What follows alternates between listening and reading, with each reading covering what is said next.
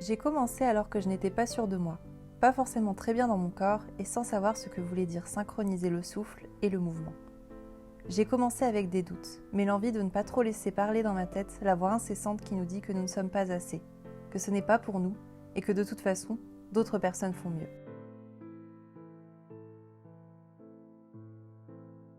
J'ai accepté avec cette détermination farouche de ne pas me juger, de me laisser le temps d'apprendre, d'explorer, de me faire du bien. Ayant ôté de mon esprit la comparaison, j'ai plongé dans une pratique régulière, sans trop me poser de questions. Je me suis engagée fort à dérouler mon tapis, peu importe où je me trouve.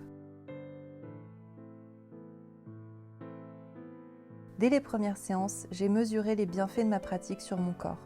Plus d'énergie, plus de confiance, plus de mobilité, plus de souplesse.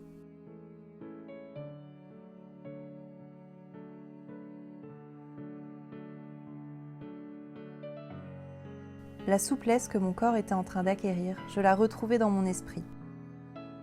J'avais gagné de l'espace supplémentaire dans mon corps et dans ma tête. Une plus grande faculté à ne pas m'identifier à mon environnement, à prendre du recul, à savoir m'isoler et me recentrer sur moi quand cela est nécessaire.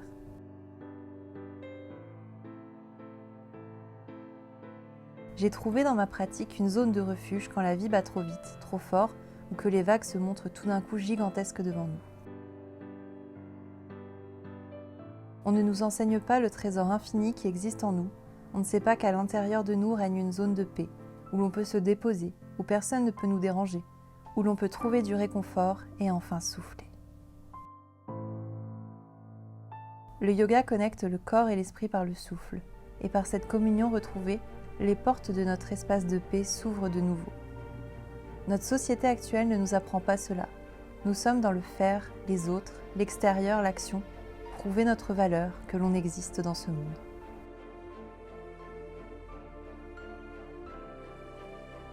Tout cela était fondé sur des valeurs de masculinité très fortes, trop fortes. Une énergie yang qui nous titille sans cesse car il y a toujours quelque chose à faire mais pas de temps pour être. Être présent, être présente, souffler, se reconnecter à son corps, à son cœur, à son intuition.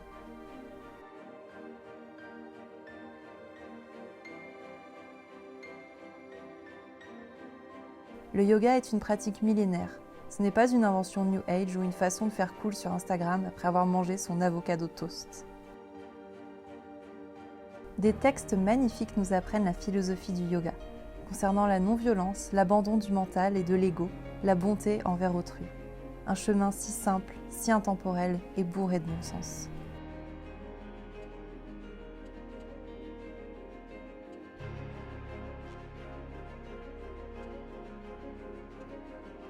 Vous pouvez trouver cela dans n'importe quelle pratique. C'est l'engagement de votre cœur dans quelque chose de vibrant pour vous qui est important.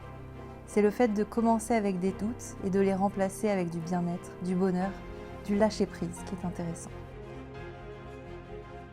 Cette année de yoga a été merveilleuse. Dans ce monde si changeant, elle a été un phare pour toujours me ramener à moi-même.